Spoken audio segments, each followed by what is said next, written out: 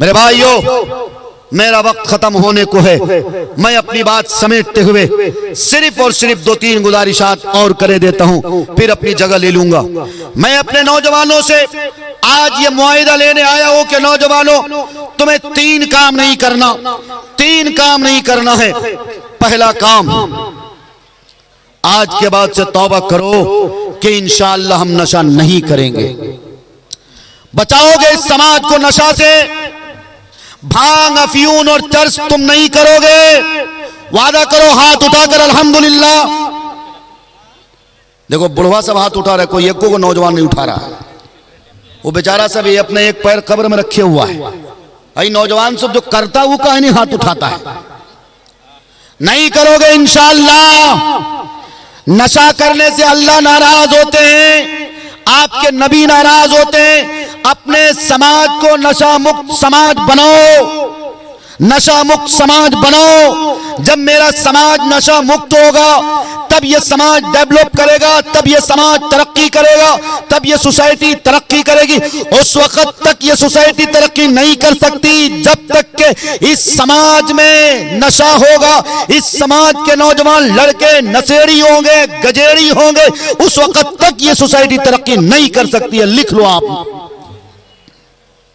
दूसरा काम मेरे नौजवानों को जो करना है वो ये कि आप अपने अंदर एक यूनिटी बनाएं। आप अपने अंदर एक यूनिटी बनाएं। कौन गैर मुकल्लिद, कौन देवबंदी, कौन बरेलवी, कौन शिया, कौन क्या, मुझे मतलब नहीं। सबको एक प्लेटफॉर्म पे कलमे की बुनियाद पर, काबे की बुनियाद पर, कुरान की बुनियाद पर, नबी की बुनियाद पर, एक नबी, एक अल्लाह, एक किताब, एक काबा, एक किबला। ये जब सब एक हैं, हम अनेक क्यों? घर के झगड़े घर में होंगे, बाजार में मेरे झगड़े नहीं आना चाहिए। आप गैर मुकल्लिद, आपको मुबारक, मैं देवबंदी, मुझे मुबारक। लेकिन सुनो, जब बात इस्लाम की आए, जब बात मोहम्मदुर रसूलुल्लाह की शरीयत की आए, जब बात कुरान की आए, जब बात अल्लाह के अहकामात की आए, तो भूल जाओ उस वक्त कौन गैर मुकल्लिद, कौन देवबंदी, कौन सल्फी, कौन बरेलवी, कौन मेराजी, कौन फला और कौन ठगा। हर कोई बस ये समझते हुए मैं गुलामे रसूल हूं, मैं अल्लाह के हुक्म का पाबंद हूं। गुलामी की रस्सी मेरे गर्दन पर पट्टी की तरफ बंधी है। याद रखो, जिस दिन ये मिशन होगा, जिस दिन हमारी जिंदगी का यही आइडियल होगा, यही नमूना होगा, किसी माई के लाल में दम नहीं कि मुसलमानों को कोई बाल भी बाका कर सकता है। तो अपने अंदर यूनिटी पैदा करेंगे इंशाअल्लाह। और इस यूनिटी से एक फायदा आपको यह भी करना है।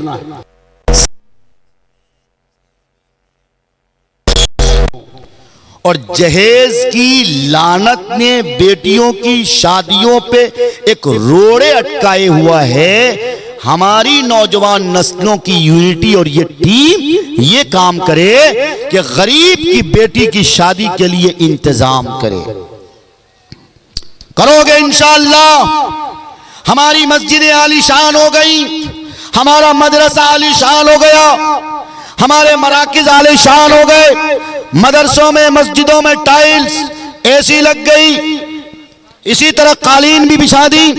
लेकिन सुनो, कालीन बिछाने से पहले, मस्जिद में टाइल्स और मार्बल लगाने से पहले जो जिम्मेदारी इस कौम के लोगों पे थी वो ये कि मस्जिद के अंडर में यानी हुदूदे मस्जिद में इख्तलाफ न किए जाएं, दिल मिलाए जाएं, मस्जिद के हाथे में मशवरे किए जाएं। मेरे मोहल्ले में कितने लोग बेरोजगार हैं, उसकी रोजी रोटी की कैसी फिक्र करी जाए, वो किसी तरह भूखा न सोए, इसकी फिक्र होनी चाहिए। कोई नहीं कर रहा, हर कोई अपने आप को मुसलमान कहता। लेकिन मुझे बताओ, आप अलैहिस्सलातु वस्सलाम का रोजाना का मामूल था, जब आप सोने जाते थे, आपका पड़ोसी एक यहूदी था। आप अम्मा आयशा से फरमाते थे, आयशा पड़ोसी का ख्याल रखना और पूछो कि वो खाना खा के सोए हैं या भूखे सोए हैं। कौन फरमा रहे हैं जानते हैं आप? हम सब के आका आमिना के दुर्रे यतीम अब्दुल्ला के नूरे नजर। लेकिन आज हमारी सूरत हाल ये कि बस अपना जहन्नम भर दो, बाकी लोगों की कोई टेंशन वेंशन नहीं है। बल्कि अगर कोई तरक्की भी कर रहा हो तो हमारी कौम में एक बड़ी खूबी है, जैसे चाहो उसको बस जमीन पे लाके खड़ा कर दो, खींचो। ये फलनवा का बेटा तरक्की कैसे कर रहा है, इसके पेट में दर्द हो रहा है। मेरे भाइयों, ये वो कड़वा सच है जो मेरे समाज में पाया जाता। जब तक हम नहीं बदलेंगे, तुम नहीं बदलोगे, उस वक्त तक मैं कहता हूं अल्लाह तबारक व तआला की तरफ से ये जो जालिम हुक्मरानों को हमारे सरों पे मुसल्लत किया गया है, हालात नहीं बदल सकते। हजरत मोदी जी और हजरत योगी जी कोई अच्छे दिन नहीं लाएंगे, अच्छे दिन आप लाओगे, अच्छे दिन नौजवान नस्लें लाएंगी, अच्छे दिन हमारी कौम के गयूर लोग लाएंगे। आप बदलो, हम बदले, कुरान के मुताबिक जिंदगी गुजारे, आप अलैहिस्सलाम की सुन्नतों को अपनी जिंदगियों में जगह दे, कुरान के अहकामात के मुताबिक, अल्लाह के फरमान के मुताबिक जिंदगी गुजारे। अल्लाह खुद कुरान में कहता, इन तंसुरुल्लाह यंसुरकुम व युसब्बित अक़दामकुम, तुम मेरे दीन की मदद तो करो, तुम मेरे दीन पे चल के तो देखो, हम तुम्हारे पांव को मजबूत कर देंगे, तुम्हें इस्तेकाम दे देंगे, तुम्हें कुव्वत दे देंगे। मेरे भाइयों, इंशाअल्लाह हम सब अल्लाह के दीन के मुताबिक अमल करेंगे इंशाअल्लाह। वादा तो कर रहे हैं सब लोग माशाअल्लाह। मेरे भाइयों, मेरा वक्त खत्म हुआ चला और मुझे समझ में ये बात आती है कि आदमी को वक्त का पाबंद होना चाहिए। आखिरी गुजारिश एक औरतों के हवाले रह गई। ये मैंने नौजवान नस्लों से दो बातें कही हैं। एक बात तो यही कही कि आप यूनिटी बनाइए और इस यूनिटी के अंडर में जितनी हमारी कौम की गरीब बेटियां हैं उनकी एक लिस्ट तैयार होनी चाहिए। अगर जहेज की वजह से कोई मेरी बेटी पंखे पे लटक कर अपनी जान दे रही है तो कल आपकी भी खैरियत ली जाएगी, मेरी भी खैरियत ली जाएगी, एक एक फर्द की खैरियत ली जाएगी। अल्लाह पूछेगा, तू पड़ोसी था, तू उसी गांव का था, फलां की बेटी की गुर्बत की वजह से शादी नहीं हुई और जहेज के लानत की वजह से उस लड़की ने फांसी के फंदे को चूमा, तुम्हारी गैरत को सांप सूंघ लिया था, तुम मर गए थे, तेरा जमीन सड़ गया था, तूने क्यों नहीं उसकी फिक्र की। इसी तरह उस यूनिटी के अंदर में एक काम ये भी हो कि मजलूम लोगों की हर तरह से मदद करी जाए।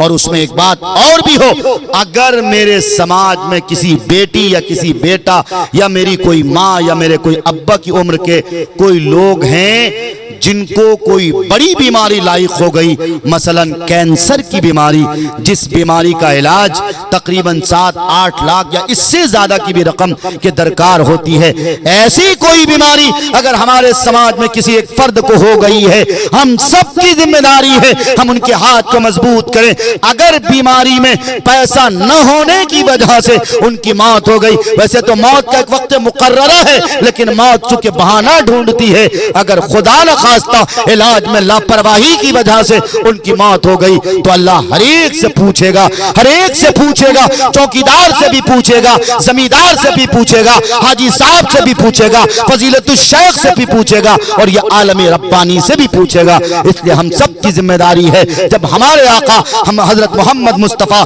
सल्लल्लाहु अलैहि वसल्लम ने हम सबको दुख सुख एक दूसरे के साथ बांटने के लिए और एक दूसरों के दुख में सुख में शरीक होने का हुक्म दिया, तो जिम्मेदारी है कि हम सब एक हो जाएं, हम सब एक हो जाएं, एक होते हुए मिल्लत की फिक्र करें, उम्मत की फिक्र करें, भेदभाव को खत्म करें, नफरत को खत्म करें, अपने अंदर से इनाद को, बुग़्ज़ को, कीना को, हसद को खत्म करें। जिस दिन ये करोगे उस दिन आप तरक्की करोगे, हुक्मरानी आपकी होगी, कुर्सी आपके हाथ में होगी, इख्तिदार आपके हाथ में होगी, आप गुलाम नहीं होगे बल्कि उस दिन आप हाकिम बनाए जाओगे। मेरे भाइयों, मेरे बुजुर्गों, मेरी बात खत्म हो रही है, जाते जाते एक गुजारिश और करे देता हूं। ये जो हमारी हव्वा की बेटियां हैं,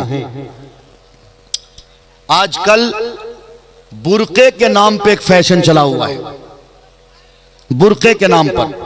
उसको यूं समझिए कि बुर्का पहनने के बावजूद भी मेरी बेटियां नंगी नजर आती हैं।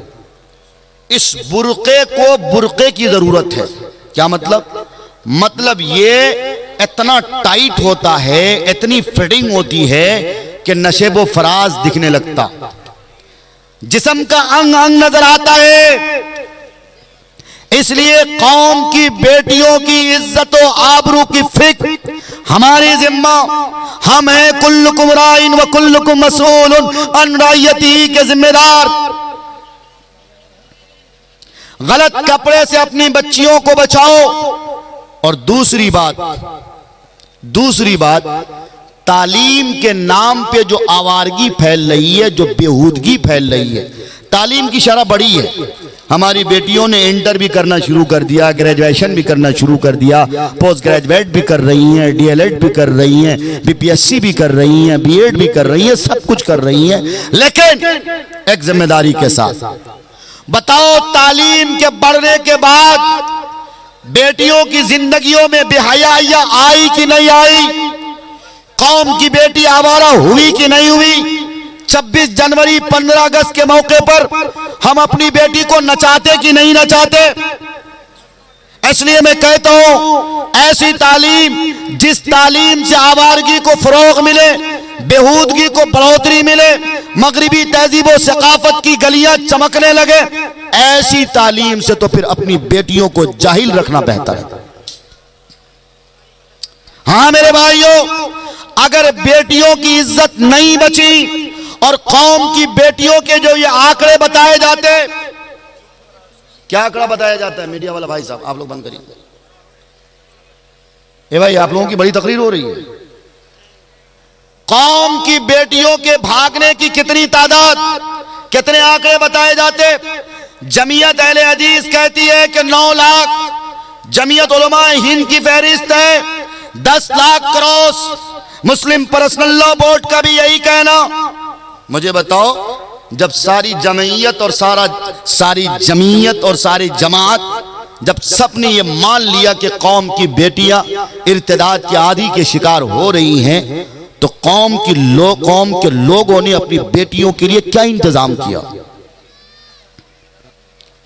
खलत मलत इख्तिलात माहौल से बचने के लिए बेटा अलग पढ़े, बेटी अलग पढ़े, इसके लिए क्या इंतजाम किया? रेस्टोरेंट हमारा, होटल हमारा, बड़े बड़े मकानात हमारे, बड़े बड़े होटल्स हमारे, लेकिन कोई एक अच्छा सा सीबीएसई पैटर्न का एक स्कूल नहीं, कोई एक अच्छा कॉलेज नहीं।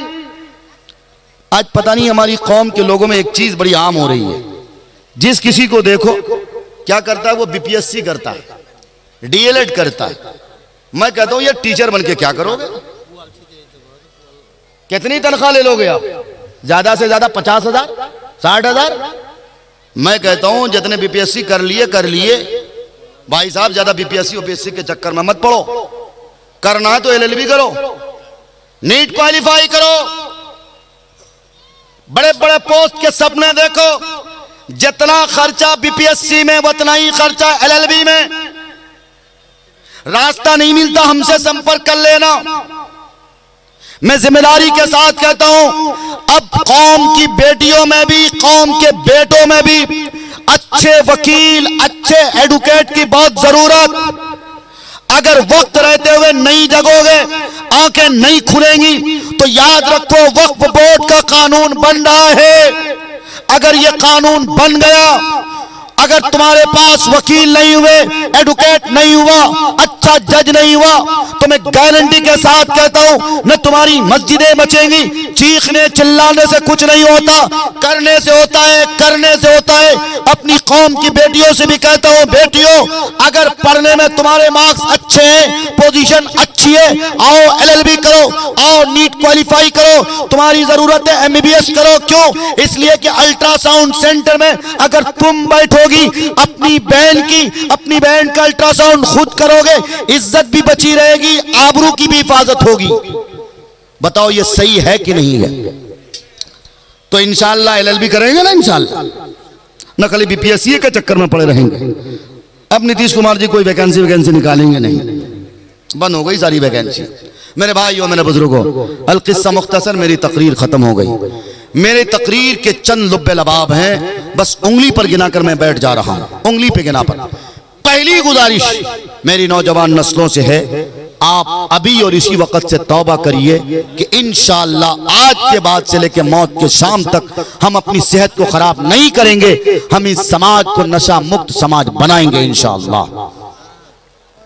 दूसरी गुजारिश, अपने अंदर यूनिटी बनाएंगे, इत्तेहाद कायम करेंगे। अगर हावड़ के मुसलमानों को कुछ हो जाए तो लाभा के मुसलमानों को तकलीफ होनी चाहिए। बारसोई का मुसलमान आ जाए, कटिहार का मुसलमान आ जाए, पूर्णिया का मुसलमान हो जाए, ये आपके अंदर यूनिटी होनी चाहिए। तीसरी गुजारिश मैंने आप सबसे ये की थी, कौम के छोटे छोटे बच्चों को हम लोग जो होटलों में बर्तन मांजने के लिए भेज देते हैं, चंद टकों के खातिर और पंचर बनाने के लिए भेजते हैं, खुदा के वास्ते पहले उस बच्चे को तालीम दीजिए। तालीम, अगर आपका बेटा पढ़ लेगा इंशाअल्लाह वो पंचर नहीं बनाएगा बल्कि मोटरसाइकिल का चक्का कैसे बनाया जाता वो इंजीनियर बन के रहेगा। लेकिन पढ़ के तो देखो, कौम के बच्चों को पढ़ा के तो देखो। और आखिरी गुजारिश यही थी, बेटियों की इज्जत व आबरू की फिक्र करनी है। तालीम आए, लेकिन तालीम का वो दरवाजा जो मगरिबी तहजीब और सकाफत का दरवाजा है, जो यहूदी कल्चरल का दरवाजा है, उस दरवाजे को बंद करना। और मोहम्मद रसूलुल्लाह सल्लल्लाहु अलैहि वसल्लम ने जो दरवाजा खोला है उस दरवाजे के मुताबिक अपने आप को संवारना। इंशाअल्लाह अल्लाह ताला से दुआ करता हूं कि अल्लाह हमने जो बातें कही हैं, हमारे भाइयों ने जो बातें सुनी हैं, हमें कहने से ज्यादा, हमारे भाइयों को सुनने से ज्यादा हम सबको उस पर अमल करने की तौफीक अता फरमावे। जमाने को शायद बताना पड़ेगा, नया रंग अपना दिखाना पड़ेगा। फकत तस्बीहों से नहीं मिलती जन्नत, खुदा के लिए सर कटाना पड़ेगा। जो तारीकियों को जहां से मिटा दे, दिया कोई ऐसा जलाना पड़ेगा जहां पर मोहब्बत का हो बोलबाला। शहर कोई ऐसा बसाना पड़ेगा, सिरातल लदीना अनमता अलैहिम, तुम्हें खुद को इस पे चलाना पड़ेगा। जो आसी है मग़ज़ूब हैं ज़ालिमीन, तुम्हें खुद को इससे बचाना पड़ेगा। व आखिरु दावाना अनिल हम्दुलिल्लाहि रब्बिल आलमीन।